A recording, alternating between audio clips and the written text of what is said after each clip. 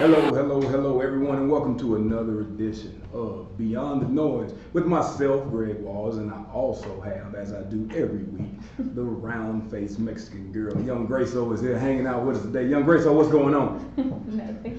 Why you laughing? You know, so it's the same way every time. Hey, listen, today's show is a little different. It's a little different. It's as we all know, there was a young man who a video shows was jogging, and to get to the end, he ended up losing his life. Looks like a murder on video, as many of them do, as they have over the past few years. So we're going to discuss what that looks like through a set of eyes who has to endure quite a few things during the course of the day that some people don't even realize. And I'm really hoping for a lot of interaction. And then if you really want to help as we get into this, and people are like, well, what can I do besides go run 2.23 miles in honor of a situation that is not honorable? Or if you're really interested in the thought process of what we go through on a daily basis and certain things that we hear, or what the face of oppression or systemic racism or prejudice or just fear looks like to people who are feared for no reason, that's what we're talking about today. So if you're a little sensitive, that's okay. What we won't do is get into a back and forth of what we may or may not know as factual or non-factual in all of these incidents. But what we do know is that Sandra Bland was arrested and then she never came home. We do know there was a gentleman on the side of the road with his family in the car and he got shot. We do know we saw a gentleman get choked to death for whatever reason. We do know that there's a young man named Trayvon Martin who was murdered and then his killer wrote a book. So we know quite a few things about what's happening, but I want you to see what I see when we talk about overarching conversations. And as we get into that, I want everybody to know that today's show is brought to us by Speed School. Speed School is a digital product that Performance Experience will be putting out this week. Anybody who is a part of Performance Experience as a client will be receiving a digital copy of Speed School. Gracie, tell them a little bit about Speed School before we get into this. Well, Speed School is a online interactive program that comes with a PDF as well as videos, voiceovers, and explanations on how to work on your speed and your mechanics side of what you do for your craft. So it's made to be able to be done at home, and it's good for ages 5th grade all the way through high school. A great way to fine tune all the small details that make all the bigger things easier. And as she went through that amazing commercial, I'm gonna just tell you like this: if you're looking to try to understand how to run faster, if you want your kid to pick up a little speed, or if you're a young coach, if you're an old coach, if you're looking for new techniques, it is all explained. You got voiceovers, you got pauses, you got phrases. We are teaching people mechanically how to be fast, and you can never be fast enough in any sport that you play. With all of that being said, I have an amazing guest today. Today I have a young man who was originally from Omaha, Nebraska, but grew up right here in Arlington in the ATX, so he knows a little bit about the DFW. Went to Lamar High School. What year did you go to Lamar? I graduated in 99. So you know Andrew Hayes Stoker. Yes, sir. We'll get back to that. That is my guy. And then he went to Midwestern State University, 3-sport athlete, so he did it all. He played football, so he played with his hands and his feet. Then he played soccer, so he only played with his feet. And he could hoop just a little bit. Okay, he played a little rugby. And I think that is one of the greatest sports on the planet. Also, very educated. He has his Bachelor of Science in Exercise Physiology, and he is an economics teacher, which in my opinion is one of the most important instructors on the planet, because we all need to understand how money works. He's also a coach, so he works with quarterbacks, so he has to be able to give insight as how the offense works. He's a recruiting coordinator, so his job is to help your kids get into school, and he coaches freshman basketball, so that means he has to teach people how to walk and chew gum at the same time. I am extremely excited to have with me a devout husband of 10 years with beautiful children ages 14 and 8 in Savannah and Brooklyn. We have Coach Charles Stewart with us today. Coach, how we doing, man? doing well, man. I'm just trying to survive this coronation.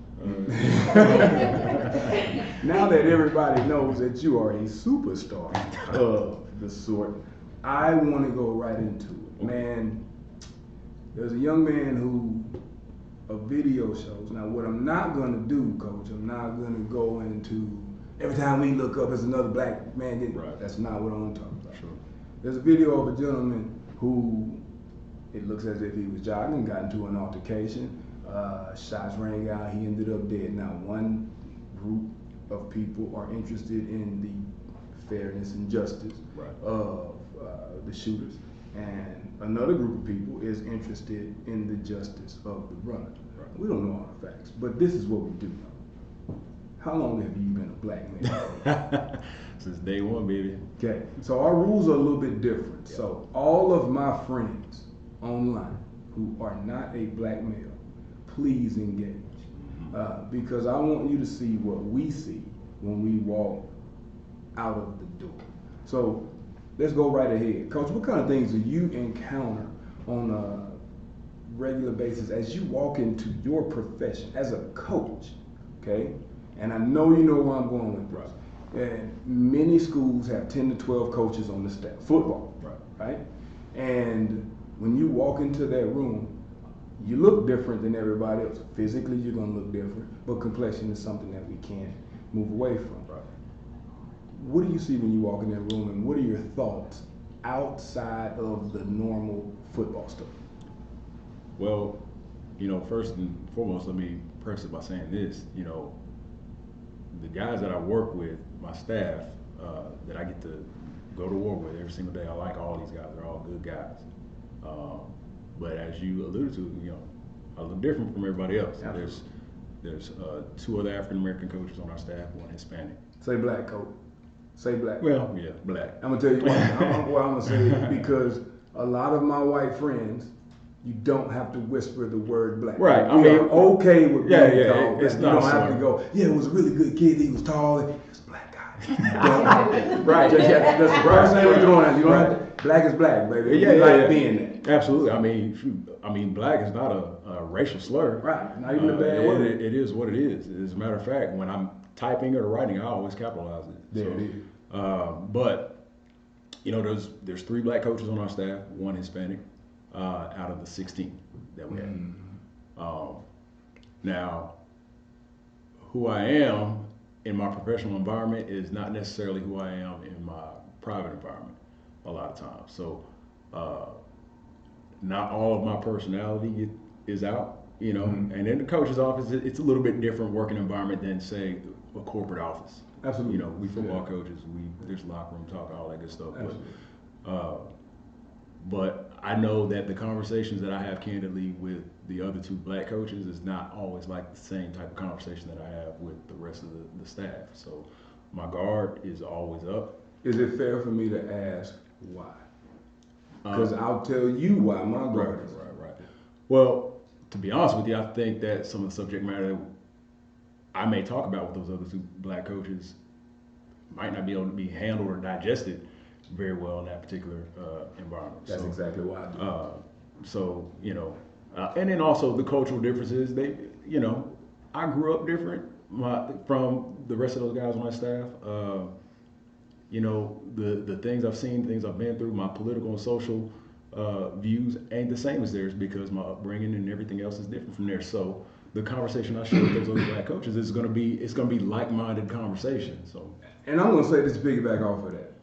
My views are different, literally because the people look different. Okay, so the first point I want to try to make is we have to realize that color is a factor in America. Sure. We can't run away from that.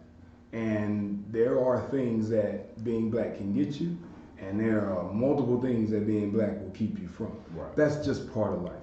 But I don't want to talk about that. I want us to talk about how when I walk out of the house, and I've never said this publicly, Coach, ever, I go from chilling, thought-provoking, note-taking in the house, free as a bird, feeling like what's my man name in the movie where in Risky Business when he slid across the floor? And, you know what I'm saying? Yeah. I feel like that too. I go automatically defense. Yes, guard Like up. I'm always defending myself. Right. And I have to defend myself in a way that is so overly friendly and accepting that I feel like I'm trying to show people that you're I'm not intimidated. what they think I am. What they think you are. You know what I'm saying? Exactly. Right. Now, I've also used it to my advantage because unless you've ever been on an elevator with 6 white ladies and an old white man, you know exactly what I mean, right? Yeah. And you stand there and you put your back against the elevator. Yeah.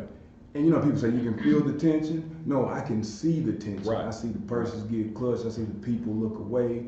I see when you speak, it's almost like, what does this mean? It's because of what they think I am. Right. Right. They have a preconceived notion of who you are. So what do you think that notion is? That you're a criminal of some sort. Well, the new word I'm hearing a lot now is thug. Yeah. And we all know that that's a replacement for something else Yes, it nowadays. is. Or whatever. But they have no idea that you might be highly educated. That you might have your bachelor's of science. Right. And Bachelor of science and exercise physiology. And you might two coach advanced quarterbacks to college. Right. 2 advanced strength and conditioning certifications, 2 personal training certifications to go on top of all that. They don't know any of that. Right. They don't know that I'm a family man. They don't know that I'm a member of the first intercollegiate fraternity established for black students, the same fraternity as Dr. Martin Luther King. I don't know any of that. All they see is muscular black guy, beard, bald, tattoos. So what is that? Right. So what that looks like is it looks like a threat. It looks dangerous. Yeah, I'm a threat. Right. But here's my problem with that. When you're not a threat, first let me step back. I realize that there are a couple of different fights going on in America. And would you agree or disagree?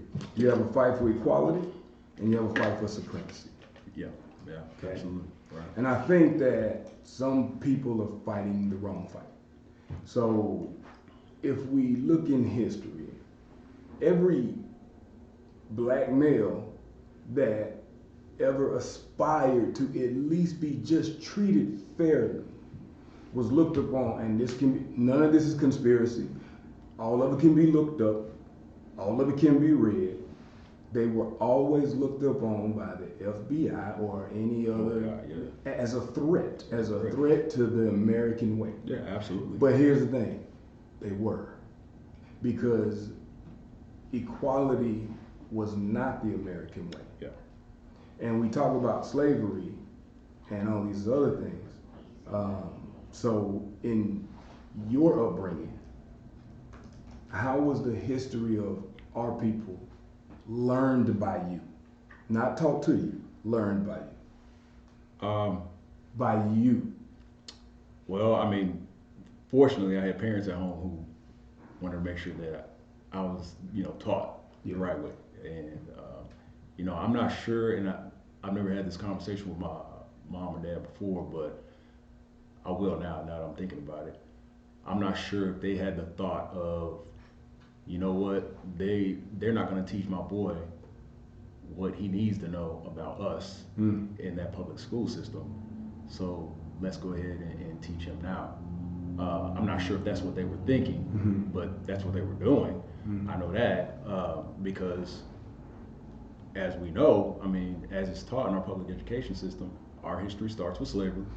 That's what I learned about Black history. So my first experience, and you know what? I honestly didn't realize until I was a grown man that Black people's history didn't start with slavery. Yeah. My encounter with Black history began with Crispus Attucks, and then the Cotton Gin, and then Jackie Robinson. So we were always working our way out of oppression, right? Everything, right. But it was celebrated. Right. Until I realized, like, wait a minute, Black people didn't start in America. Right. And then the other encounter I had with Black history was Roots. Every February. And I watched every episode. And I just thought Kunta Kinte was the strongest, most aggressive, until I realized that he was just oppressed. Right. You know? So talk to me about, because of your upbringing and the way you were taught about you, how did it bring you to the attitude you have today? Well, one thing that I really kind of I started to realize, especially as I got older, because my parents taught me, you know, they wanted to make sure I knew who Malcolm was. Malcolm's from my hometown, Omaha, Nebraska. I always say Omaha's finest is Malcolm X, and they wanted me to know who Malcolm was. And lo and behold, obviously, I never heard Malcolm's name mentioned not once during any of my schooling. Right. Only his assassination. Yeah, not even that. That's all. Not even that. I mean, really, like I said, here is African American history in a nutshell in the public education system. First and foremost, slavery. Okay, slavery, Civil War, Lincoln, Jim Crow, Civil Rights Movement, MLK, and now in select cities, Barack Obama. And that's it. That's what we get. Yeah. You know what I'm saying? So you get all these, black kids not knowing who they are or where they come from outside of you came from slaves, but let me teach you about Europe and how it affects, the United States, blah, blah, whatever. And nothing else. And most black folks in this country aren't really finding out about who they are until adulthood. Most of our generation. Right. Because shout out to my man Cortez Stewart. Cortez Stewart is a brilliant young man who swims, who plays instrument. He loves the symphony, he loves the orchestra, he loves music. It's amazing the things that he can teach and tell at, I think he's 15, 16 years old. Mm-hmm. But he gave me a history lesson. He said, and I said, look, because we talk about that. And I talk to my kids all the time when I'm working with them, instructing, training. And I said, man, I learned about black history through Crispus Attucks, and he said, you talking about the dude that was on the boat with George Washington.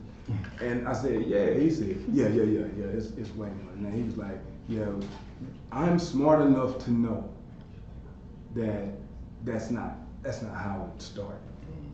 And I literally felt excited and sad at the same time. Right. Yeah. I was like, okay, so now we have a basis to start opening up real conversation. Right. Real conversations about police officers in America, because when people say things like, man, the police kill black people, that's too overarching. Yes. And I can't get a white male that is a friend of mine to understand what I see unless I say all police don't hate black people, because I got two homeboys that are black policemen that protect and serve like no other. Right. And I can name 3 other white officers that I know personally that take pride in serving real justice. Absolutely. So when people, my friends, have made remarks like, well, if you ain't doing nothing, you don't have to worry about nothing. Let me tell you what that looks like when I get in my car. Yeah. Okay, and these are facts. And I've had people in my car who can attest to these facts. Now we can look on social media and see that little note that says something to the effect of, know your rights. This is what you say to the officer when they pull you over.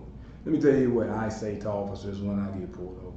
Because most of them be white males, and I've had 3 walk up to my car extremely nervous just because I was black on a Saturday night.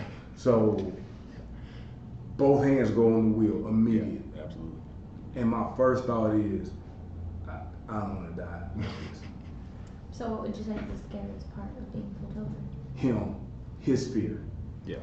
His fear, because he in his heart has been taught, I am a threat. I am a threat in his mind. Are you a threat because of how you look, or are you a threat because I'm a black pulled you man. over? I'm a threat because I am a black man. And here's why. I know people who get pulled over and are ready to talk back to the police. Okay? Ain't none of them black males.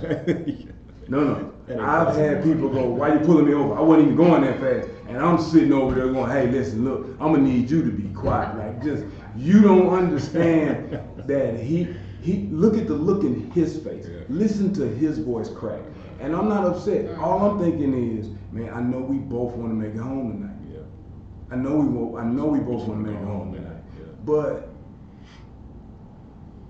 it's a high emotional situation. Right.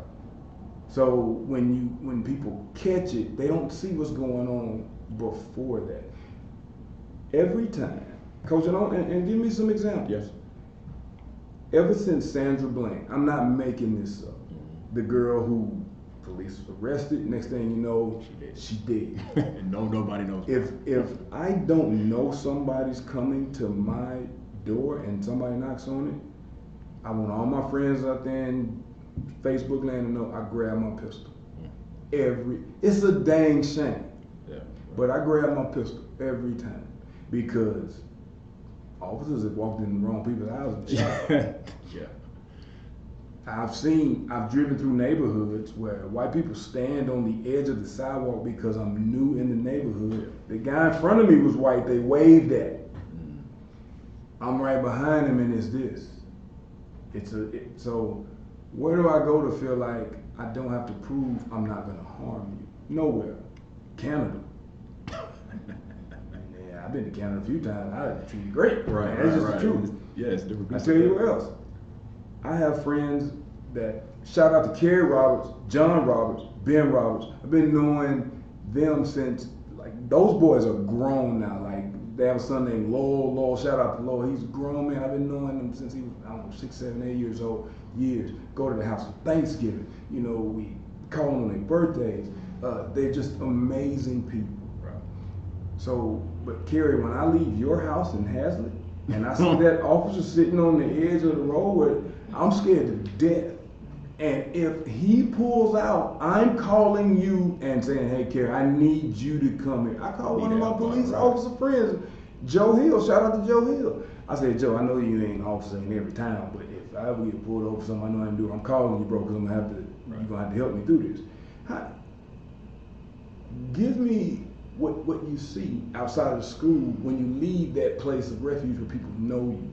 Man, shoot. Today, So they can see what you see. So today, I mean, even today, this morning, I get up about 6:30 and just doing a walk in my neighborhood, man. A walk in your neighborhood. In my neighborhood. Now, keep in mind, I've been in my house for coming up on 11 years. Mm-hmm. Okay, I built my house in Mansfield 11 years ago. I live right off of Joe Pool Lake, and I've got a golf course on the other side. So I live in a nice, well-to-do area. New homes for the most part, brand new subdivisions around it. And just walking in the neighborhood this morning. Now, let me preface this. Let me say this first. It was a little brisk this morning, so I had on a hoodie. I got a shaved bald head, and you know when you got a bald head and it gets cold, it doesn't feel too good. So I throw the hoodie on. I've got sunglasses on. I am 100% aware of what this looks like, right? You know. I already know. Now, to anybody else, that might not even be a thought in their brain to, you know what? I'm gonna throw this hoodie on, I'm gonna throw this bandana on. Right, yeah. But for me, I'm like, man, I really don't want to put my hoodie on, but I need to because I'm cold. Yeah. Right? You know what I'm saying? And I'm doing my walk. I'm probably about 15, 20 minutes in. I see a guy walking his dog. He's in his work clothes. You can tell he's just doing a little morning walk before he goes off to work. And never seen this guy before. He's in a newer part of our subdivision. He's never seen me, but I can tell his level of uncomfort. So he went through the roof. I crossed the street so to make him comfortable. bring the temperature down. Exactly. I crossed the street to make him comfortable. To make him comfortable. Not that I'm really that uncomfortable. He's not really a threat to me, but at the same time, it's like he kind of is because I don't know. You know, he might see me one kind of way. I mean, we just saw what happened. Cats jogging through the neighborhood or whatever. Whether there was something else going on, we don't know. But the fact of the matter is, I'm in my neighborhood. I'm doing a walk. This guy looks uncomfortable. I got a hoodie on. Let me cross the street. So let's stop right there because that means nothing to nobody but me and you. How do you feel? Like in those moments, there are things going on in your mind. What's your first thought? What's your second thought? You see what I'm saying? Right. Like, 'cause people need to know that you're moving in a direction that these things are always at the forefront. Mm-hmm. Yeah, I mean, what's kind of bad is, well, that's not what kind of bad. It is bad. The fact that it almost felt normal. You know what I'm saying? That's what I've been trying to get to. It felt normal. Like this is just what it is, man. I got to cross the street because this dude over here looks uncomfortable with me walking through the neighborhood, and I've never seen him before, and he's never seen me. Do you know why it felt normal? Because it is normal. It is normal. It's a regular, everyday basis thing. It is what it is. You know, sometimes it's hard to. The best way to explain it is sometimes you almost can't even get comfortable in your own skin at times. It's like you can't get comfortable. You always got to have your guard up. You always got to be thinking about what somebody else is probably thinking about you. But why? Because for me, I said I wasn't going to do this, so if I get up and walk out, y'all just carry it. I'm start rapping. Here's my mixtape. Here's why, and I really gave this a lot of thought. And Coach, interject anytime you get ready. Gracie, interject anytime you get ready. Any questions? Okay. I have quite a few, but I'm like, Okay. I'm gonna say this, and then we're gonna get right into it. So here's why. Because I know in my heart that there will be no real justice. Mm-hmm. Right. And I don't want to be remembered for how I died. Mm-hmm. I want to be remembered for how I lived. Mm-hmm. That's the first part. Right. The second part is that I have nephews that I love dearly, and it's sometimes hard to try to get them to believe that they can do anything they want. They can be what they want. When the truth of the matter is that at any moment, because you are a black male in America, somebody may see you the way America began. Right. Let me go there for a second. Mm-hmm. before you go there, Okay. what would you say about how people receive black women? Because coming from the eyes of Jasmine I and love this Jace question. and Jace, Yes. Jace first put that she's had white men cross the street to avoid her, Yes. Mm. and then Yep. Jasmine just put that we don't get to be humans. There it is. We're That- a threat first. Then if we pass the test, people start Yep. to relax a little bit. Yes. Right. But here's why. Ladies, we have never been human in America. Black people, I don't care how you feel about it, this is the fact. America has been in the human trafficking business for more than 600 years. Black people were sold on auctions. Black people were property. Properties don't have souls. I can do with what I wish with my property. Black people were the same as a dog, as a chair, as a donkey. Okay? So it's easy to treat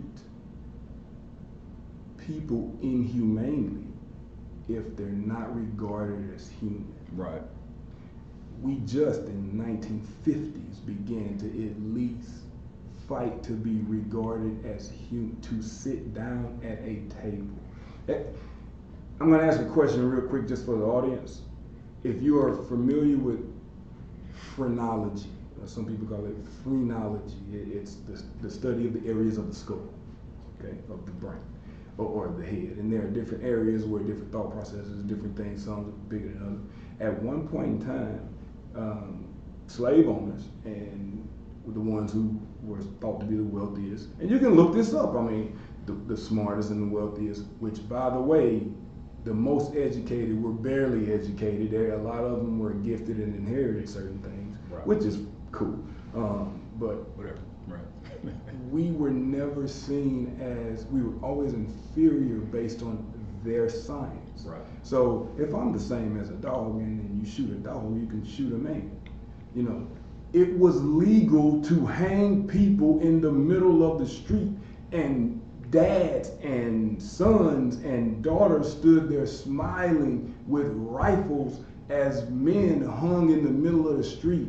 Here is what people aren't saying. People that hung in the middle of the street look like me. What? To go off of that, I'm sorry. Jasmine put, I've had Chinese kids tell me I have a smaller brain, thus they can't believe what I say until a white teacher confirms it. And there it is. So now you see what we deal with.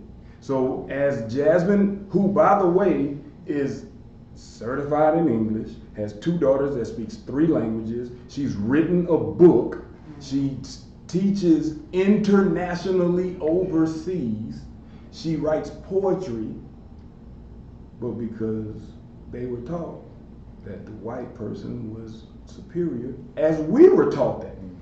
I was taught that. And this goes back to like earlier you guys were talking about education. Jay started off when you were talking about the way Black history is taught in schools. She put that no school system is equipped to teach this history. Do you think it's because it's so violent or graphic, or the way that you guys are disregarded as people? It's the storyteller. I can tell you something right now. So when I was at Midwestern State, I had a professor named Jefferson Campbell, Dr. Jefferson Campbell, rest in peace. Was he a good one? Yeah, it was unbelievable. You notice how we always know the first and last name of the best people that teach us. I'm gonna tell you like this. So Dr. Campbell was very old, he was very white, and he was very real. And I'm going to be real in saying that I would not have graduated because I wasn't that great of a student in college. I was into my social life. D is for degree. Good job. Hey, I get it. But I went to class because that's where the girls were. there you go. I think you want better. Not yet. Give me. Yeah. But Dr. Campbell, I wouldn't have graduated without the guy. I mean, he literally went out on a limb for me on a personal basis, to make sure that I got out of there. And he, and to kind of, I don't want to really go too far into it, but there was a specific class that I needed in order to graduate for my minor. My minor was humanities, and he was a humanities teacher. And the class that I needed was not going to be offered that particular semester that I was registered for classes. So what this guy did was he gave up his office hours time to teach me one-on-one in his office once a week for 3 hours, and that counted as the course, right? And so in that one-on-one time sitting there in his office, he's giving me this lecture, and I'm reading, and we're just going back and forth. I don't remember what that specific class was, but I remember we were talking about cultures, different cultures overseas. So we were talking about Asian cultures, we were talking about Middle Eastern cultures, and then African cultures. And the particular textbook we were using, when it came down to the Asian cultures, the Middle Eastern cultures, and the African cultures, the chapters and the passages about those particular cultures were like that long, right? I mean, they were like that long, just boom. And then I asked him, I said, hold up, wait a minute, something ain't right. So I said, how come these particular cultures are almost barely even mentioned? And he looked me straight in the eyes, and he was a little hesitant because he was trying to spare, I guess, my feelings. But the truth mattered. And he was real. And he said, you know what? I'm gonna be honest with you. He said, in this system, they really don't want you to know about your own culture. Man. This is Dr. Campbell had to be like 80. And in the game for a long time, obviously, and looked me straight in the eyes and gave it to me real and raw. And I loved him for it because I just needed to hear him say it. I didn't want to hear him. You just needed to know. I just needed to know. I needed verification. Arguing, you go get the rest. Right. I already had my hunch. I already had my assumption of what it really was. But was it really? Was it, okay, maybe this was not the right class. Maybe it was going to be covered more in depth in a different class, and I didn't know. But he told me straight up, right? So the thing is, people like Dr. Campbell are what we need more of. Just to listen. Just listen and, So- and be real. I want everybody to listen to what I'm about to say. Where you are behind the mic. I know, that's why. It's a scary place right here. Well, in America, we're one of the, according to my research, we're the only people displaced. Like, we don't know our native tongue. Right. When I was in college, piggybacking off of your story, I wrote a paper about West African dialects according to geographical locations. Mm. Okay. Okay. I thought it was one of the best papers I ever wrote. Now, I'm kind of cocky or whatever.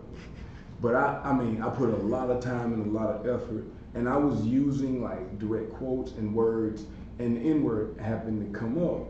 Right. And it was a specific explanation of how it got omitted out of different dialects because different meanings were changed according to certain things. I made a D on that paper. Wow. So I had another teacher look at it, and the teacher looked at me and said, "You got a D because she could only read the words, she couldn't understand what you were writing." Mm. And at first it made me mad, but then I realized a few things that people don't like to talk about. So all my friends, I need you to understand that according to America, black people are the only people who don't have a God that look like them. Of course. Like if you go like Buddhist, you know, there is a specific people like Indians and what they believe. There's a lot. Their God kind of looks like them. So in America, we were given a language, we were given a name, we were given a God, and that same God we prayed to was the oppressor prayed to as well. Mm-hmm. Okay, so it's kind of hard for us to have an understanding until we reach outside of the norm of what we've been told. But this is something I want us to talk about. And Kenny, we may go over an hour today if you're okay with that. Yeah. Okay. The biggest issue I have with all of it is this. The reason there, in my opinion, and I want people to chime in, if Carrie's on, chime in. I mean, I have no faith in justice being served in a racist or racial situation. My fear is like if somebody I know or somebody I love find themselves in a situation where wrong place, wrong time, being back on a Friday night. Right. My biggest fear is it doesn't matter how hard I fight, there's nothing I can do. Right. Because the person that shot him is going to look like the person that you call to get him. Right. And then when you stand in front of that judge, he looks like he could be Judge the and person who shot you, dad. Absolutely. And the person typing looks like it could be his aunt. And that's the thing we're missing. So let's get beyond just the color stuff. If one of your family members or somebody that's down with you, like you, if they look like you and they sound like you, it's almost automatic that you want to find a way to help them. Right. Exactly. Yeah. Also, a lot of these actions were written into and out of laws. It was okay to hang black people in the street. So black people naturally were concerned about walking down the street. When the police get called, we know their interest is not our best interest. I was in Starbucks one time. Mm-hmm. Coach, I'm standing in the Starbucks line.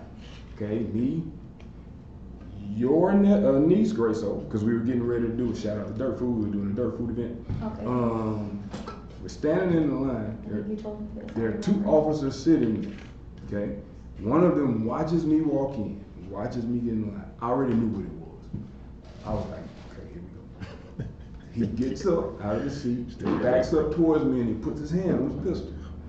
It's hard for people to believe that, and people are like, oh my God, I can't believe you do that. Everywhere I go, this happens. Right. He stands next to me and he looks at me and, where you going? No, how you doing? Where you going? So I'm getting my coffee. Wasn't being smart enough. I was like, I'm getting my coffee. How are you? What's your name? That's what I said.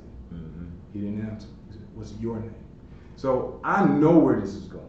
So it's easy for people to say, that's wrong. You can do this, or you should know your rights. Yeah, I know all my rights. I also know I got an event I want to go to, and I don't want to get shot in front of this young lady who's going like, because I know what this can lead to because I've seen it. I've been in the car with a white friend who got snatched out of the car because he was in the car with me. Nobody can argue that. So I'm trying to give people some insight on the fact that you can do something. How is it that people can go to Austin, to the governor's mansion, yelling, screaming, cussing, spitting, Armed. and armed, and you're just saying, I just want due process. Just want fairness. You know, it's funny you brought that up, man, because I was thinking to myself, I was thinking about a friend of mine who I went to high school with, and y'all know who this guy is. His name's Mark Hughes. If you're not familiar with that name, Mark and I are good friends. We went to high school together. He, on July 7th, what was that, 2018, 2017? 17. He and his brother, Corey, organized a peaceful protest downtown Dallas. Mm-hmm. Usually a lot of times when those peaceful protests go down, it's usually him and his brothers behind it. You know, they organize this protest, they go downtown. Mark decided he was going to carry his AR-15 with him, unloaded, of course, but just to show that, hey man, his message he was trying to send in that was, hey, Second Amendment rights don't just apply to certain people, it applies to everybody. It's supposed to. Yeah. It's supposed Yes. to, right? So he carries his AR-15 down there, he's marching, blah, blah, blah. Next thing you know, shots ring out, cops get shot, some of them die. And then almost immediately after the fact, Mark is the #1 suspect. No question. Right? He's the #1 suspect because somebody caught him, took a picture of him out there with his AR-15, black guy, gun, shots rang out, he did it, right? Well, DPD tweets the pic out, this is a suspect we're looking for, blah, blah, blah, yada, yada, yada, right? It's national, it's CNN and everything. They don't need all they need is somebody to say that. Yes. Okay, so here's the thing. What a lot of people in DPD didn't even acknowledge is there is a video, I have seen this video several times, of when the shots rang out. The first thing Mark and his brother did, was they found a Dallas police officer and he gave him his weapon. Here's my gun, it's never even been shot, it's not loaded, but I don't want to be a suspect out here. But, you know, I'm just letting you know. And then right after that, the cop was like, okay, great, here's my car, blah, blah, blah, whatever, whatever. Immediately after that, Mark and his brothers get to start helping people. They're helping people to safety. So he was there in the middle of all of this, shots ringing out, trying to help save people, right? He has no idea that he's a suspect. But guess what? He's always a suspect. He's always a suspect, and that's exactly the point. That is the point, Coach. That is exactly the point. We're always a suspect. Right. So it's national. I'm sitting on my couch. I'm about to doze off. You see, young boy. My wife's on the couch, knocked out. It's literally the day before my birthday, right? So I'm kind of hyped. It's my birthday. Yeah. But at the same time, I'm sleepy, and then all of a sudden, my boy's picture is on TV, and I'm like, what? I mean, I raised up out my seat. I saw my wife. She wakes up. She's like, what? I was like, that's Mark. And she goes, are you going to call the police? I said, are you crazy? For what? So let him go home? Really? I was like, I can tell you right now, he didn't do anything. I know this man. I've known him since forever. So I'm texting Mark. I'm calling him. I'm sure everybody else is doing the same thing. I'm not getting through to him. Well, lo and behold, Mark's phone was dead anyway. It was in his car. Mm-hmm. So he has no idea any of this is going on. He's on his way home on the highway, and then he's finally getting some juice in his phone. And then he starts, his phone's going nuts. Yeah. And he's like, what the heck is going on? People telling him, hey, dude, you need to turn on the TV, you know, call me, blah, blah, blah, whatever. And so Mark pulls over on the highway, flags down a cop, and says, hey, look, this is the situation I'm in right now. Let's go back to the station. Do you know what happened when he got back to the station? I'm after more than all of that? confident he got booked and he got thrown in jail. Dude, they tried to get him to admit guilt that he did it, even though he is on film handing over his weapon and then helping people to safety.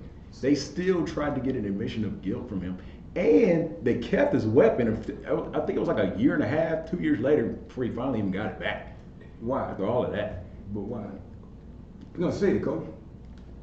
I mean, Because he's a black man. yeah. At the end of the day, but you know, this guy had to go into hiding because when he would go into public, like in a restaurant and stuff, Billy Bob and Joe Blow He's a target. recognized him from the internet. So now they got his table surrounded.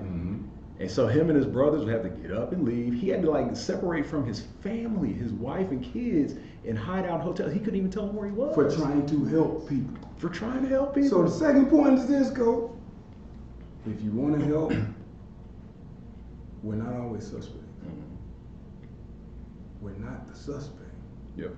Although when you get the call, it's a black male between 5'9" and 6'7". Yeah. It's been a lot of times, man. After 9:45, I didn't want to leave the house. I'm a grown man. I need gas. I might be a little hungry. I'll wait. I'll wait till some light comes out. I've walked past officers, literally stopped and be like, "How are you today, sir?" Because I don't want you following me around, because I have realized, and I'm saying that to say this, coach, that's the issue is not these things happening. It's that we know there is no consequence. There is no justice from what we're looking at in our eyes and our minds. So when I'm out here helping people to safety and you made me a suspect, you just made me a suspect. Right. You know what I'm saying? And now I gotta concern myself with my family. I gotta for doing the right thing. That's a heavy burden to get. I've gone to nice neighborhoods for Thanksgiving and been nervous 8 minutes trying to get out the neighborhood. I know they don't. I know officer, whoever is sitting at this age, know I don't belong here. Right. I just want to just get past it. Yeah. I tell you what, I had a situation. I'm saying that to say, but we always say cops are bad. So that doesn't help us because all cops aren't bad. Right. Absolutely. It's just that we understand that this justice system is designed to protect the person that the system looks like. Right. Please understand what I'm saying. Yes. Is that why? That kind of goes with what Jasmine put about. She said, she stopped calling the police. She doesn't trust them. Plus, she's called twice in the DFW and they didn't show up. One of those times, an old drunk veteran was chasing her down in his truck, and the cops said they were busy. She knows he was a vet because when they showed up 2 hours later, he apparently does stuff like that all the time. Wow. But because he's white, he can do stuff like that all the time. Now, I want people to hear what I said, not hear me say it. Right. It's just what we know. Right. It's what you know. It's instinct. It's just what it is. Learn. Right. It's our experience. My experience teaches me. I got shot at in 1998. I called the police. The police treated me like a suspect. Right. I looked them in the face and said, "I will never call y'all again." Right. And I haven't. Right. And what's unfortunate is, you know, and you said this, hey man, you know, not all police are bad because you got a lot of people saying FTP, right? And I can be one of those people too, right? Right. But I also say that knowing that, you know, I have a very, very dear friend of mine who I played football with who is a Fort Worth police officer. And when he told me that he had made it and got the job and was on the police force, I was probably more happy for him than anybody. Even with how I feel about the police, because that's my friend and I know him, right? And I care about him. And I know a couple of things. One, he's a good, kind-hearted dude, and I know what kind of cop he is. Yeah. Right. And I know his social value, his moral compass, and to me, it almost feels like, one of us infiltrated the system. Yeah, in a sense. to try to make it better. right. This is it's a Hispanic guy's name's Jose Centino, man. Shout out to Jose Centino. Chop, that's my guy. Great, kind-hearted dude, and I know how hard he works, and for him, it was a successful move for his career and his family. So I was more than happy for him. So knowing that I know him personally, that's one thing. But when I walk out this door, you know what I'm saying? I'm just a guy, and these cops are just cops. So they don't trust us any more than we trust them. They want us to trust them, but the fact of the matter is when they see us, and I'm not saying just us as in black males and black females, I'm saying just citizens in general. Mm-hmm. They got to treat us all like suspects to some degree, right? But not like we committed the crime that was right. I mean, they got to have a distrust for because it's their job. You know what I'm saying? I get it. They got a tough job, man. I mean, there's just a handful of jobs. I'm like, man, these are the most stressful jobs on earth. But slam the brakes on that, Coach, because because now we're talking about the cops. Mm-hmm. I want to talk about what you see, because I'm gonna piggyback off that. Yes. So how does it make you feel to see police officers that look like you and display the behavior of those that look like it's sad. It's disgusting to me, to be honest with you. Because why are the quiet ones, the good quiet ones, always so quiet? Because there's a brotherhood within the police force, and I can tell you this firsthand because I have a good friend of mine who is a former cop. He was a highway patrolman actually in Mississippi, and he now is a private investigator, has a very successful business or whatever. And he's told me straight up. He said, "Look, yes, there are racist cops. We all know that. It is what it is." He says, "But the thing is, in the police force, even though you got your black cops, you got white cops, you got Hispanic cops." Mm-hmm. They got their own little fraternities within the fraternity, right? Their own little cliques within the whole thing. But at the end of the day, they're all blue. So they're gonna protect each other at the end of the day. So the system is designed for protection of the people who wrote the system. Right. That's a big thing. Before you ask that one, because I think that it's important for everybody to understand that we're not just talking about police officers. We're not just talking about white people. I'm talking about the attitude that the black male who's at least thinking about his own life. And I ain't talking about new age woke people about conspiracy theories and they're trying to do this to us, they're trying to do that to us. Because what I've learned over these past 40 days, Coach, is that we all want the same stuff. We just trying to figure out a way to get it. Right. The second part I've learned is a lot of us scream and yell in overarching situations, not realizing they're burying their friend. Mm-hmm. You know what I'm saying? So I'm going to make some examples that I need people to put themselves in that situation. Okay? So you can understand what I'm saying. So you get a young lady in college who's a freshman in college and she's enjoying her freshman year, right? She's just living the life. She meets a boy, he's real cool, popular cat. They go have some drinks, they're chilling in the dorm room. It starts out cool, it gets aggressive in a hurry. Mm-hmm. I've been there, I've been in those rooms. Everything is what it is, right? And then it gets out of hand, and dude gets out of hand, and now he assaults the girl. I've never been in the room during an assault, but I'm talking about like you can see direction, sure, right? Right. Now, I can't even tell you, I can imagine what she's thinking or feeling, but I can tell you this because I've seen it. The system she has to go through, she will not get justice because she's going to tell a coach. And she's going to tell campus security, she's going to tell attorneys with coaches, and she's going to tell the county police. And if that person is a better economic decision than her justice, yeah. Yep. And that's systemic. It's about to get swept under the rug. Now you understand what I'm saying? Yep. So if a black person gets shot, the uproar is always, when is this going to stop? When is this going to stop? And we march and we sing, and You know, and I understand that because we were doing that for equality. Well, now, you know, black people can be billionaires and millionaires, so this kind of stuff gets swept under the rug.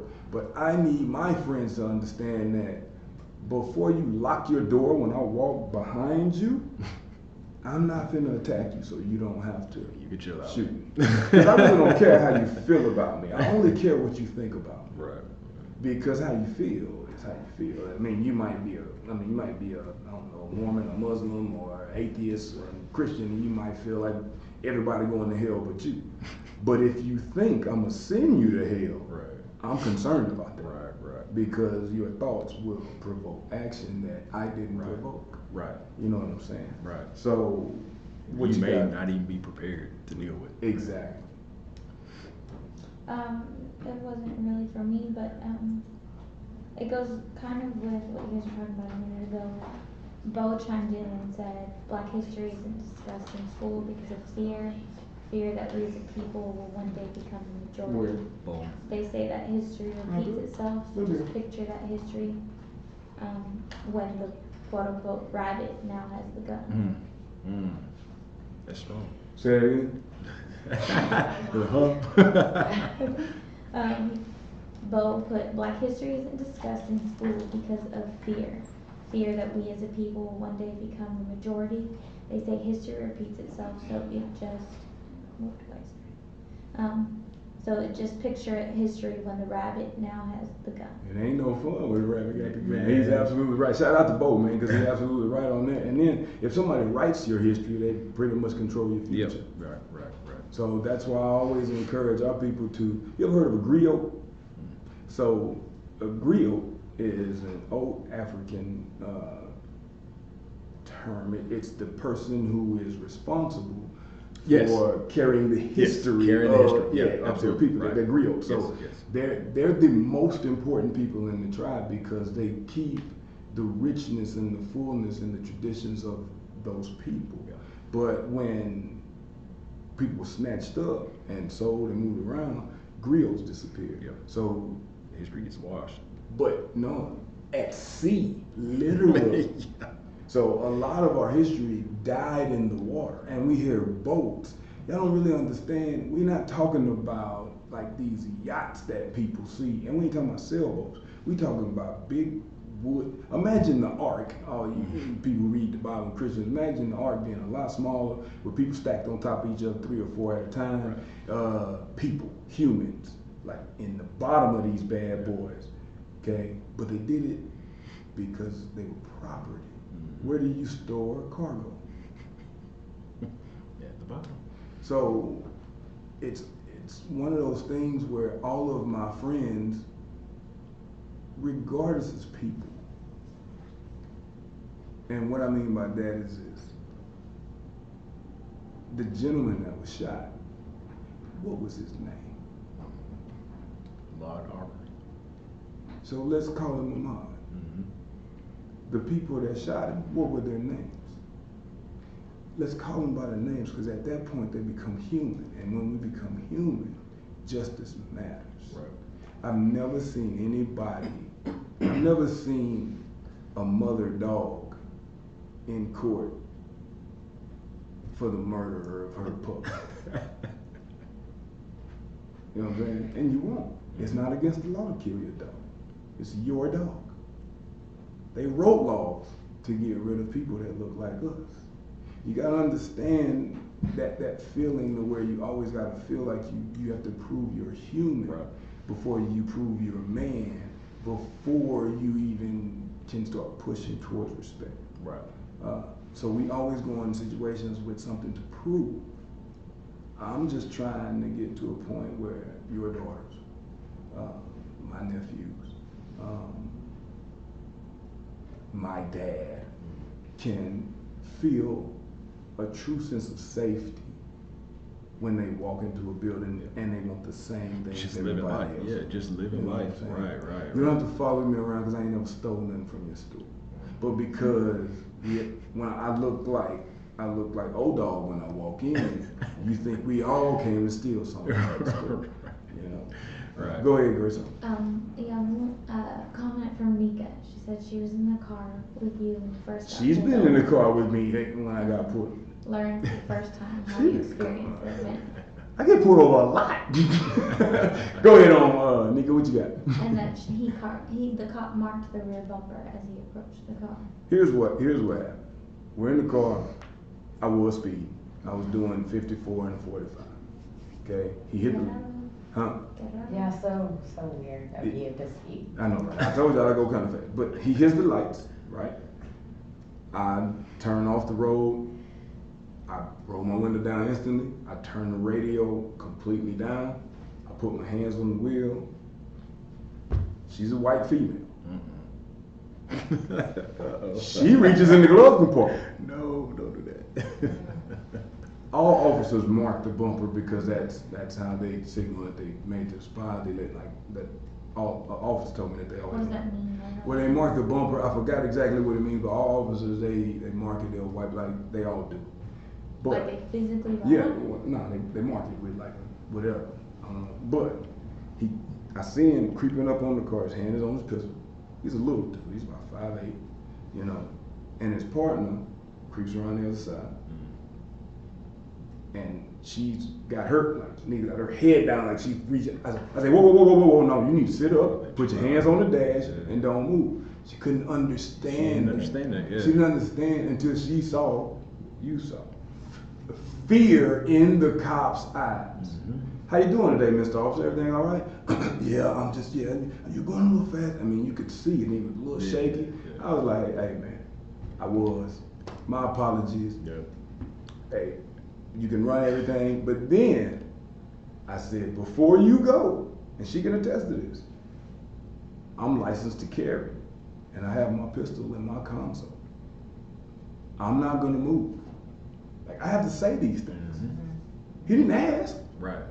Because I've seen tapes where it's like, gun! Yeah. And now you shot it. Well, they didn't. Yeah. Flano Castile.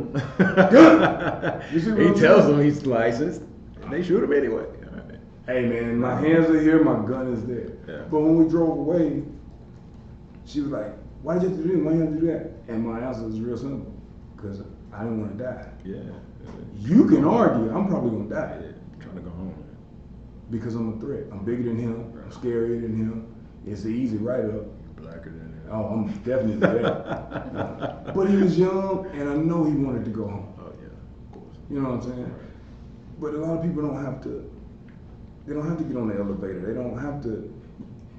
You don't know what it does to a person's psyche when you are literally walking through the parking lot and you see the person look through their rearview and lock the doors because you did. 18 people walked behind them before, Right. but they locked the doors. Right. It makes you want to pull the door handle. You know what I'm saying? So, how do you maintain a positive attitude? How do you maintain going through life like this? For me, it's just because it's just the way I've always seen it. And it's better. It's better than it's ever been. I had to beat up people back in the day for trying to run over my little brother, run my little brother off the road in big trucks because they were just two black kids riding the bike. Right. You know what I'm saying? So then you got to beat up a white kid, and now it's a hate crime. Nah, man, I'm defending my brother. Right. You know what I'm saying? I got excellent white friends that talk all the time about every topic except this because they don't know how. You know, like I'm gonna bring up Eric Little. I love Eric Little. Shout out to Eric because Eric is direct, and although some of these things may seem a little foreign, Eric has fought in wars, and Eric has sat next to people that didn't look anything like him. So color doesn't matter when life does. Right. But not everybody can see that if they think you're the problem with life. Right. Right. You know what I'm saying? So any of my friends who are Trump supporters, and I'm gonna say it just like this. It don't bother me. I just need you to see what I see. And Coach, I really want you to speak on what you see when you see Donald Trump. When I see Donald Trump, no, I'm serious, man. I'm not gonna talk about his views or his words. I'm not gonna do that. Right. But I need people to see what I see. When I see Donald Trump, I see that officer when I was in 7th grade telling me, putting my hands behind my back, telling me, get used to this position, because you're gonna be in this.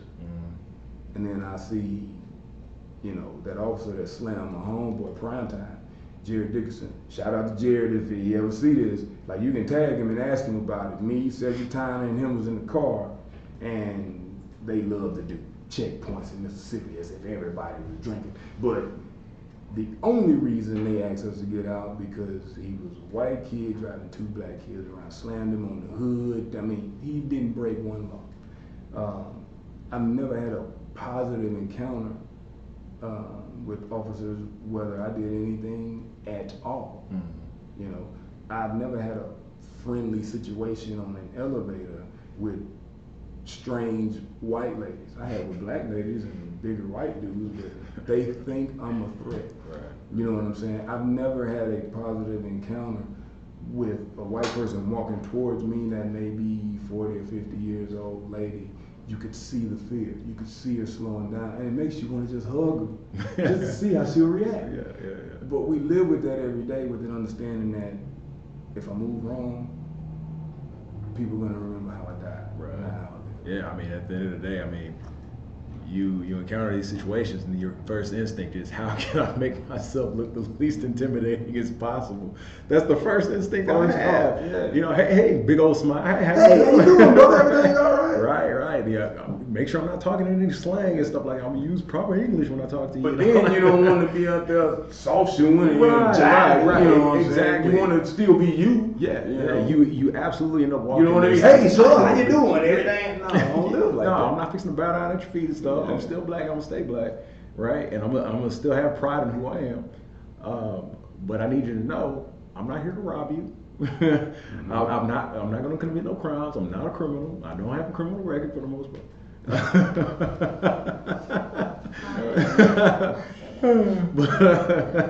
far as everybody else knows. This is a different show. It's a different show. You know, another For another time. But you know, at the end of the day, man, I'm just an educated guy. I have a job like everybody else. I have a family like everybody else. I'm a homeowner. You know, whatever. I'm trying to send my kids to school and do the same things everybody else is doing. And you know, I can tell you as an educator, you know, being in the classroom and being in front of minority kids for the most part. The school I was at prior to being at Hawthorne, you know, was what, 90% African American. Loved it because the kids, yeah, black, black AF.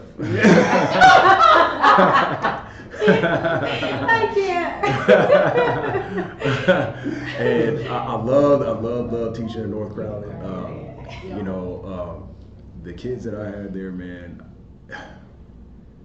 you know, the kids. Yeah. I taught freshmen in the freshman campus, so they was, you know, freshmen. Man, but kids, I loved it because as crazy as it was, you know, teaching little black freshmen at North Crowley, I know they got something from me every single day. And that was my goal every single day, was to come in and put my heart and soul into, you know, what I was giving them. One thing that I take pride in as an educator is I don't teach from a textbook. And we discussed that. I don't teach from a textbook. I teach what I know. I research what I'm going to talk about in my lesson plan. But I make it real, based off of my real world, real life situations, scenarios I've been through myself. I bring my own personal experiences to the classroom. You know, at that school I taught business and marketing classes. Now I'm doing economics. One of the things that we're kind of not supposed to do as teachers is talk politics and, you know, social issues. I talk politics and I talk social issues in my class, and I bring my opinion too. However, I do it with an asterisk. I let the kids know, hey, look, these are my opinions. You don't have to adopt my way of thought. I'm just telling you my point of view. This is how I feel based off of my experiences and what I know. Okay? Your view may be different. Okay? Because I understand that they're young, impressionable kids. You know, now I'm teaching seniors. They're a lot more mellow. They've been through more. They're more experienced. They're more educated. They got a little bit stronger grip on where they're going in life. but nonetheless, they're still kids. Yeah. And they're still impressionable. So they walk into a classroom and hear what a teacher has to say. A lot of times, it's Law. It can be law, Law. right? Mhm. And I try to make sure, like, hey, what I say, if it's my opinion, it ain't law. It's just this is my opinion, and we are free to discuss and go back and forth all day, every day, right? You may teach me something. Mhm. As a matter of fact, I hope you do, Mhm. right? And going back to teaching in North Crowley and a majority black campus like that, I know, as we talked about at the very beginning of the show. A lot of these kids not getting the Black history the way they should, Right.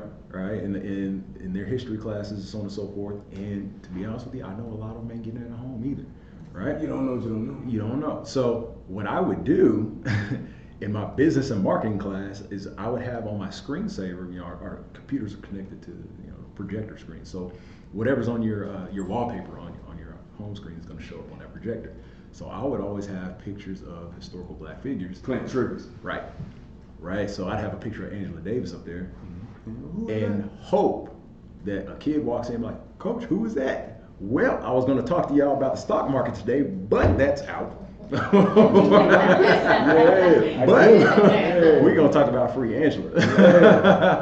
Right. I mean, that's what I bring, and as a coach, it's my conversations are a little bit more one-on-one. They're more candid with my players. As a quarterback coach, I coach a smaller group of players. So I try to have like good one-on-one lessons, so to speak, about what it is, what it means, especially at that school, all black kids. The quarterback I had there at North Crowley, man, I call him my son. His mama says I'm his dad. Because you guys have a quality respect for each other. That kid's name is Caleb League. I told him I would shout him out. He's my heart. Yeah. Outside of my own kids, he is my heart. And he's so smart, so driven. And I can tell you a specific moment that I had with Caleb where, man, he doesn't know this, but He will now. He's gonna know now because I know he's listening. There was a situation where it was one of the scariest situations ever. And nothing even happened. Mm-hmm. Nothing happened, but I was scared to death. Mm-hmm. When he was, it was a summer going into his senior year of high school. He was getting recruited by some college. Now he's a starting quarterback at UT Permian Basin. But he was getting recruited, and his mom had asked me to take him down to San Antonio to Trinity University for an Ivy League camp. Yeah, 3. Right? Because he was getting recruited by some Ivy League schools. Right. So I take him down there. It was an overnight thing. So it's me and Caleb Lee driving down to San Antonio, just us. We're Right. gonna stay overnight, do this camp, go back. What he doesn't know is this whole time that we're in the car and it's just me and him going on this road trip, I'm scared to death about getting pulled over. I hate to say that, man, but it is what it is. It's me and this young black kid. I mean, alone on the highway, on the 4 open hours. highway. Yeah, for 4 hours, down there and back. I'm nervous out of my mind because number one, he's my kid, but he ain't really my kid, right? So I'm responsible for him, on this road trip. 1, 2, and I know his mama feels the same way because his mom and I have a great relationship when we talk about these kinds of things. And here's another thing, because I know she might be listening too. He's biracial. His mom is white. Okay, so she feels That tension. Yeah, that Yeah, tension. 'cause She he's still a black knows man. she's scared to death for him walking out of the house as a little black boy, regardless if he's biracial or not, right? Because the society doesn't see him as biracial. Society sees him as a black kid, A right? threat. Yeah. It can be a threat, and he's the most non-threatening kid ever. But at the end of the day, to society, who the hell cares, right? He's still a black kid, right? So us going down on that little road trip, man, I never been more nervous, taking him down there and back. I mean, obviously I didn't show it, but Yeah. but I've tried to put my arm around him and all the other kids that I've coached. Being at Haltom, it's a majority Hispanic school. She's laughing. But I'm laughing because I hear you talk about you liked teaching at North Crowley because because the kids look like you. yeah. Because I know they needed me. And That's- I I didn't understand that until it made me go to a speaking thing, and the teacher there asked me to talk to these little girls, You look like those girls. and You can it relate. was so, it was different. So Yeah. I understand that. I can tell you right now, when I first got to Haltom, and Kenny, you know, we need another 5-10 minutes, baby. I told you we gonna be here for a minute. All right, we got 5. That's all right. So when I first got to Haltom,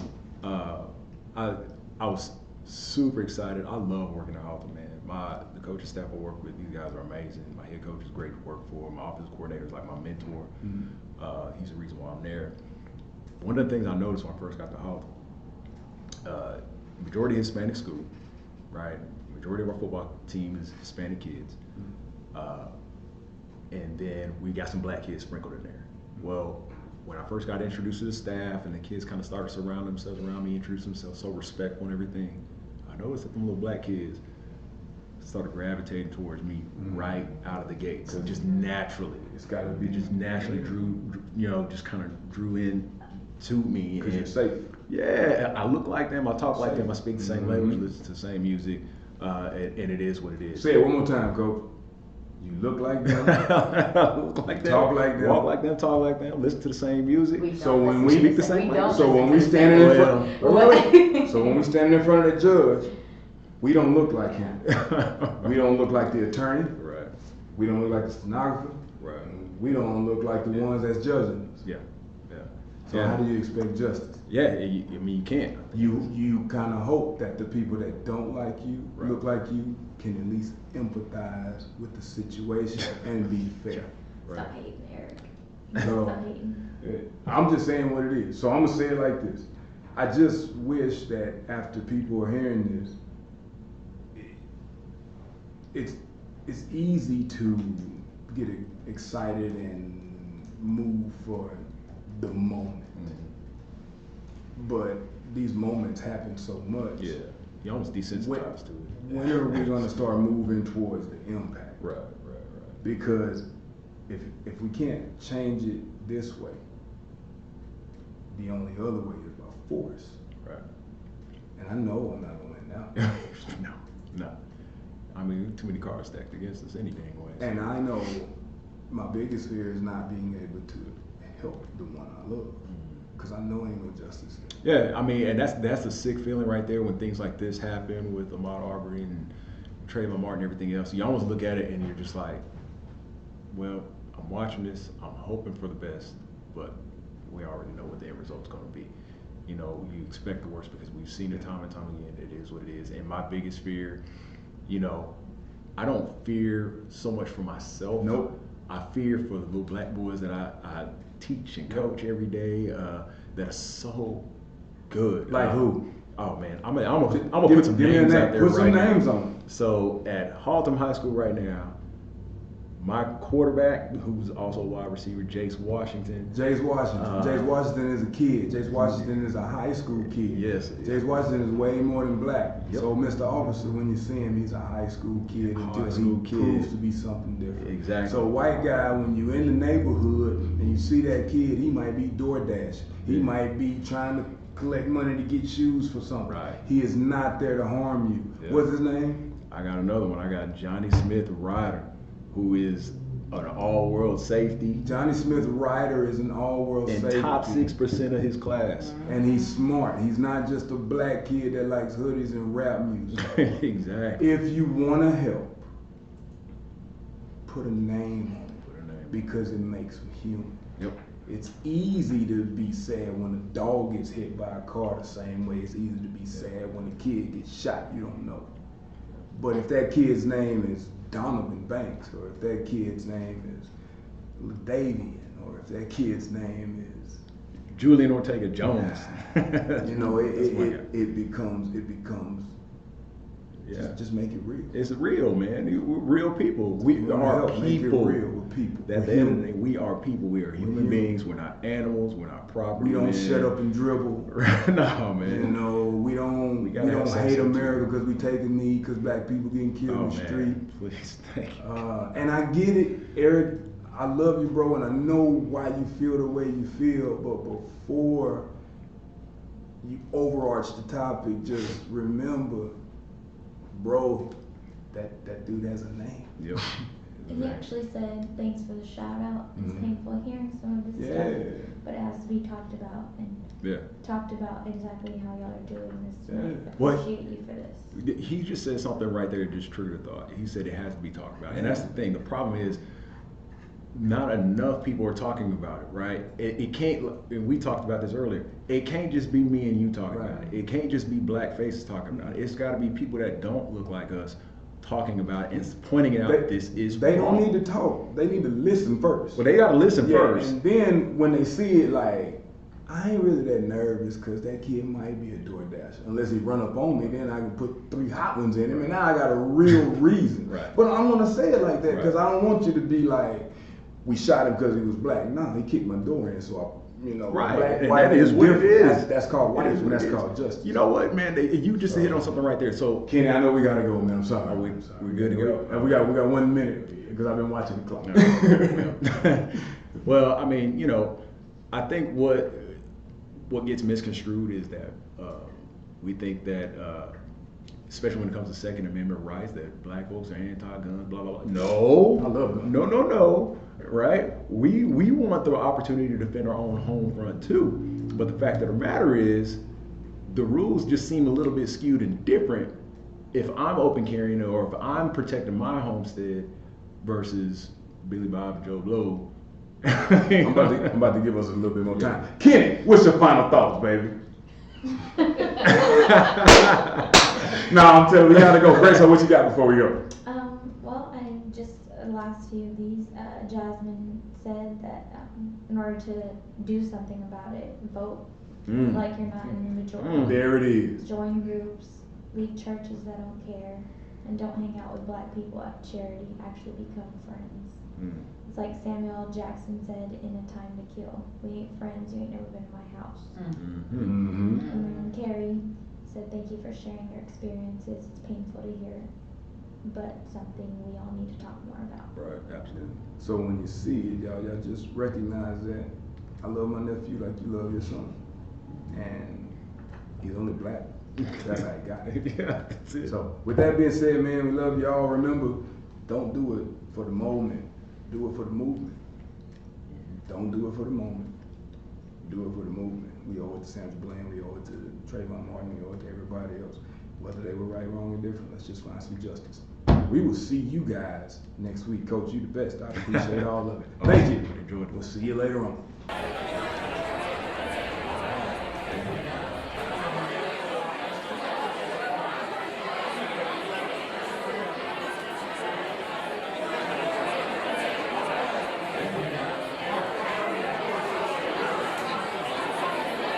Yeah, here I'm saying that he's gonna use that technology.